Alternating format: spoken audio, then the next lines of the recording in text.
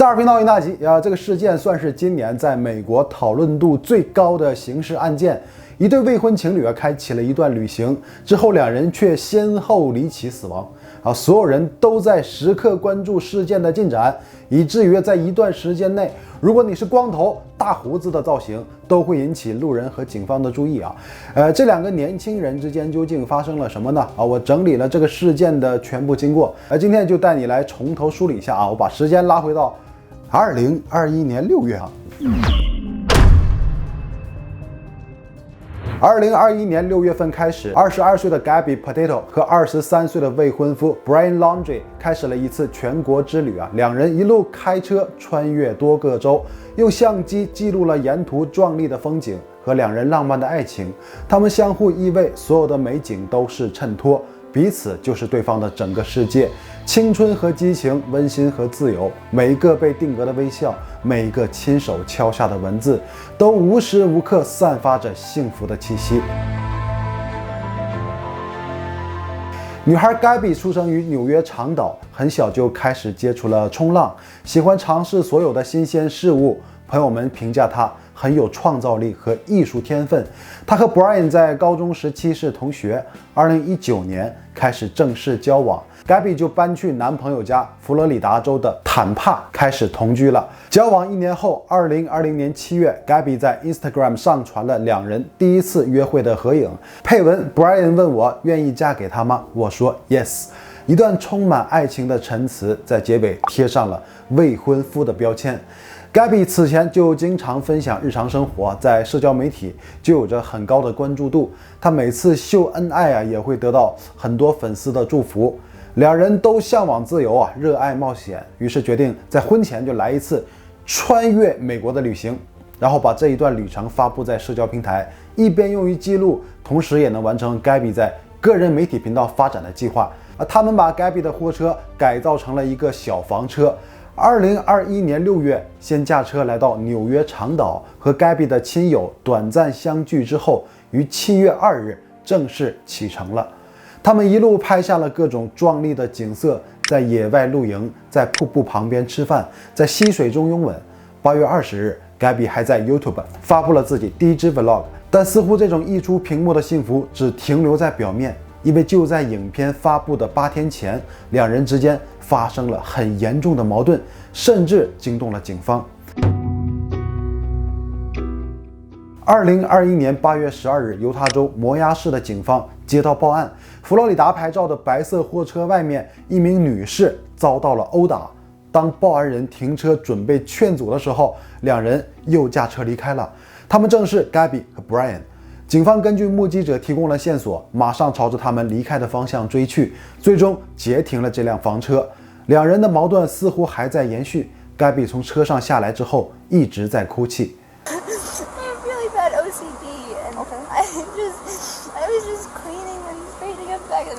And I was apologizing to him and saying, I'm sorry that I'm so mean because sometimes I have OCD and sometimes I just get really frustrated. Not like mean towards him, I just like...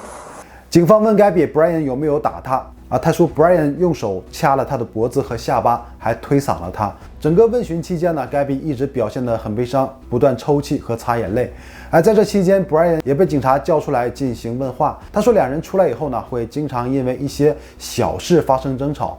Gabby 本身就有强迫症和焦虑症，又要剪辑旅行 Vlog， 导致压力很大，变得更容易狂躁。早上 Brian 穿着拖鞋进入房车，引发了争吵。他害怕 Gabby 一气之下开车一走了之，把自己扔下，所以就抢过了车钥匙，希望 Gabby 从房车狭小的空间里出去散散心，冷静一下。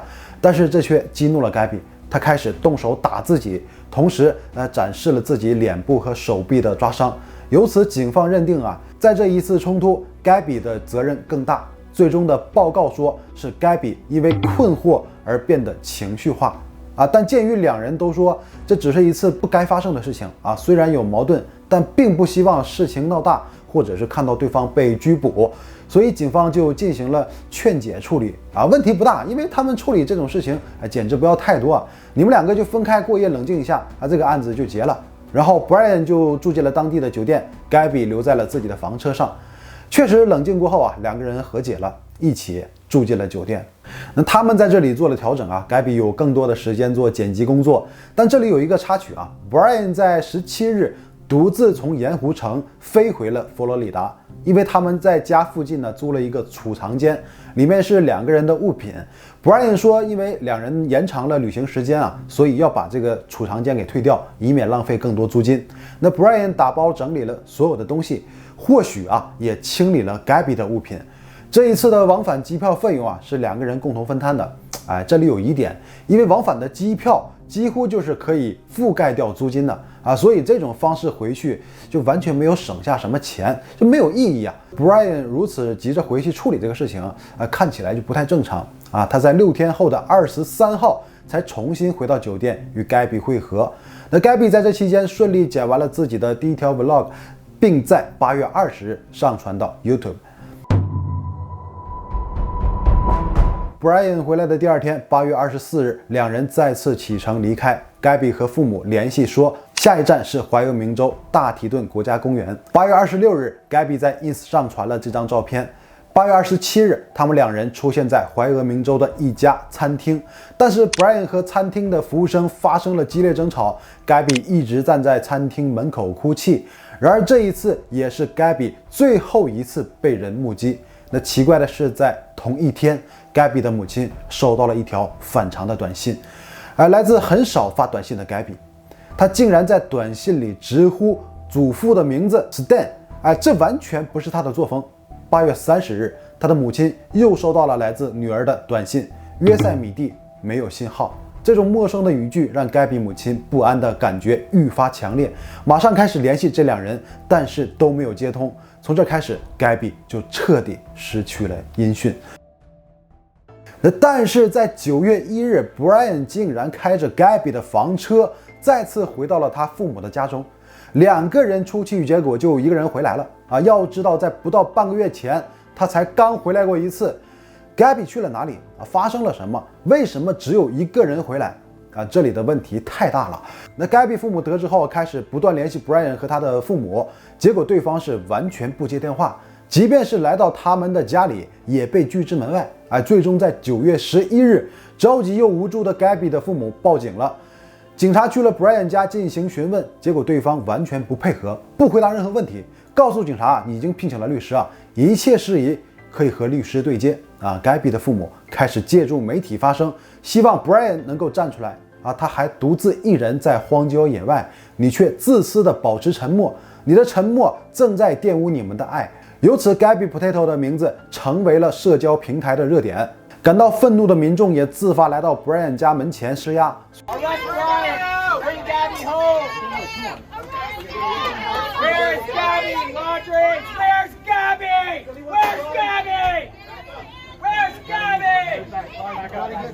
随着热度逐渐上升，事态不断发酵，这个事情也在自驾旅行圈里引发了关注。同样一名自驾旅行的女子表示，她在8月27日在怀俄明州看到了 Brian， 并且捎了他一程。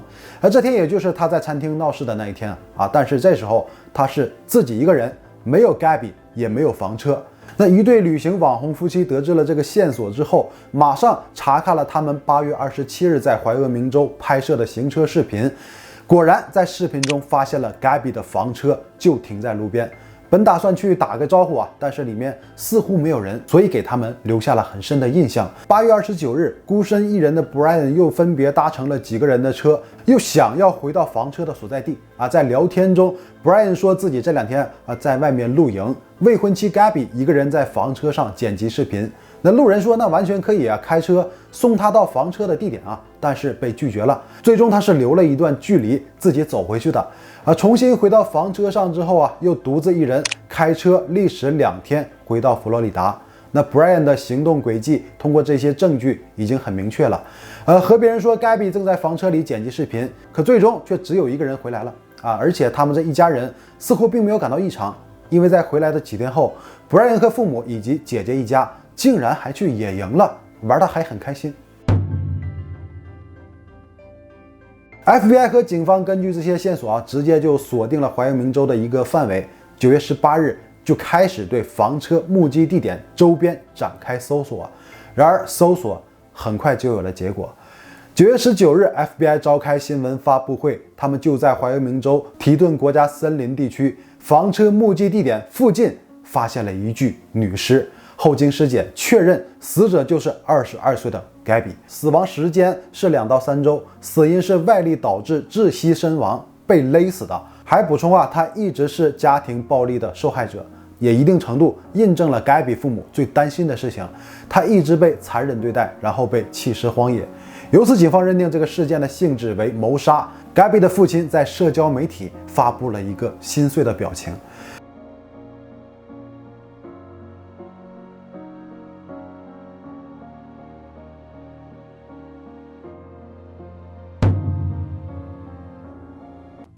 确认 Gabby 是他杀之后呢 ，FBI 终于申请了对 Brian 的逮捕令，但这份逮捕令和谋杀无关，因为没有直接证据是因为 FBI 查到Brian 涉嫌在8月30日到9月1日非法盗刷他人的银行卡，而这个时间正是外界无法联系到 Gabby 的阶段。然而，正在 Gabby 尸体被发现之前呢，面对网络上很多旅行者提供的线索 ，Brian 竟然也失踪了。他的父母在搜索 Gabby 前一天报警说，儿子在3天前9月14日开车去家附近的自然保护区徒步旅行，但是晚上没回家。第2天他们开车去寻找，结果只看到了 Brian 开的车，他们就认为儿子应该是就在附近露营，就没有继续再寻找，原路返回了。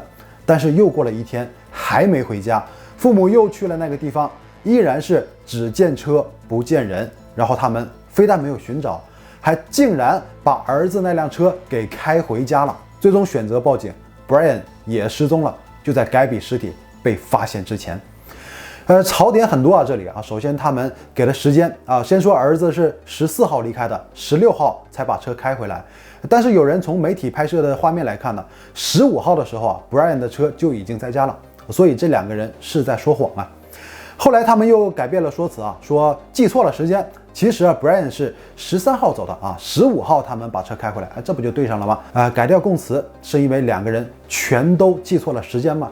这你们的儿子和准儿媳的失踪相关结果正在警方投入警力寻找的过程中，就放任他一个人去自然保护区了你儿子还在那儿生死未卜，结果你们把车给开走了直接就断了他的生路这属于。警方曾经也说过会时刻掌握 Brian 的动向，结果就在眼皮子底下让人给跑了。那警方马上搜查了 Brian 父母和姐姐的家，并带走了很多物件进行调查。面对可能畏罪潜逃的 Brian， 投入大量警力进入100平方公里的自然保护区进行搜查，但这都是根据他父母提供的线索而已。在媒体和网络的讨论中也出现了不同的声音。以他父母的人品来说或许这是个烟雾弹，可能当事人早就已经跑路到别的国家了所以美国网民在场外开始了一轮大搜索。警方不断收到各地发现疑似 Brian 的线索，美国乃至北美地区光头大胡子造型的人全都成为了被怀疑的对象。那警方陆续收到各种图片信息，但最终都被证实不准确。他们封锁了自然保护区，派出大量的人力、物力、警犬和无人机在这里进行搜寻。100平方公里的面积，复杂的地貌，又是雨季，齐腰的水池和湿地沼泽，里面还有鳄鱼、毒蛇给搜寻工作带来非常大的困难。那在这段时间，人们对于 Brian 一家的愤怒与日俱增，每天都有很多人站在他家门前进行抗议和声讨，期间也不乏一些咒骂的声音。他们在门前草地上摆放了鲜花和 Gabby 的照片，那除此之外还有很多洗衣篮，并且在里面放了洗衣粉、洗衣液。那 Brian 一家姓 Laundry， 和洗衣店 Laundry 是同音词，他们给这一家起了个外号叫 Dirty Laundry。于是就放下了洗衣篮，里面放的洗衣粉，言外之意就是你们实在是太脏了，快去洗一洗吧。那在网络上的议论和讨论声更是不绝于耳，每一次案件有新的进展，都会登上热榜。那就在这种氛围下，对 Brian 的搜查持续了1个多月，耗费了100万美金的资金，却一无所获，完全不见踪影。后续搜寻力量也逐渐回撤直到10月19日，因为迟迟没有进展自然保护区彻底解封，搜索工作暂时告一段落。也就是在这一天 ，Brian 的父母表态了，第2天一早要去保护区寻找儿子。警方立刻就派人跟着结果您猜怎么着？就在这对老夫妻进去之后，他们径直走进了一片森林，半个小时 ，Brian 父亲发现了一个白色防水包，他和警方查看了包里的物品，确认是 Brian 的。警方又在这周边进行搜寻，又陆续找到了背包、笔记本。突然，警方要求 Brian 的父母马上离开现场，并且拉起了警戒线。正如很多人所预料，他也已经死亡了。现场只有部分遗骸，并且腐败程度很高。后来经过牙齿鉴定才确定了身份，但是死因不明。那警方耗资百万干了1个月没有找到任何踪迹，结果被一对老人半个小时给搞定了。难道这就是所谓亲情的力量吗？那有网民说，所以现在是2起谋杀案了是吗？那并且针对于2个老人呢，半小时就找到这个事情，就难以置信啊！那怎么可能啊？就好像他们完全知道一样啊！但他们解释说，是因为那是 Brian 之前经常会去的地方。那也有专家表示之所以没有找到，也是因为雨季的关系，让那里的水变得很深。现在水退下去之后，以前沉在水底的东西就全都露出来了嘛。加上期间鳄鱼和其他野兽的啃食，就造成了 Brian 遗骸残缺的状况。警方目前还在寻找其余的部分。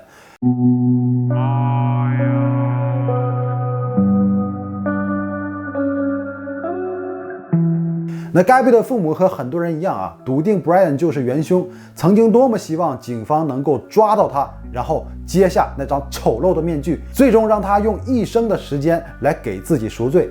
但现在这个愿望无法实现了只剩下苍白无力。Gabby 的家人为他举办了葬礼，同时开办了 Gabby Potato 的基金，用于帮助寻找那些失踪和正在遭遇家庭暴力的人。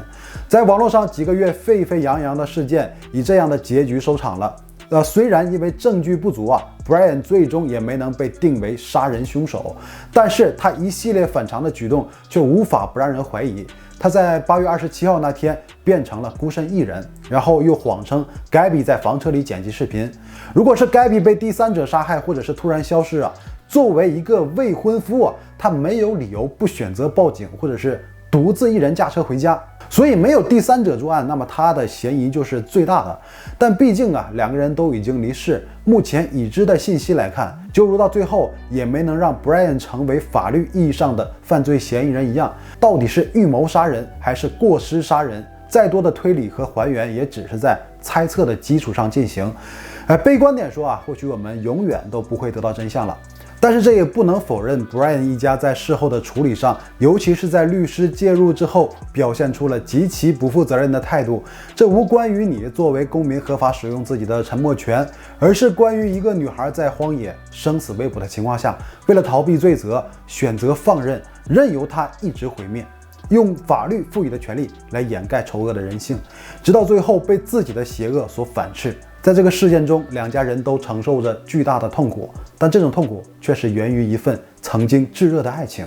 在 Gabby 同意了 Brian 的求婚后， Brian 也在 ins 上写下了一段话：我最大的恐惧就是有一天醒来，发现一切只是一场梦。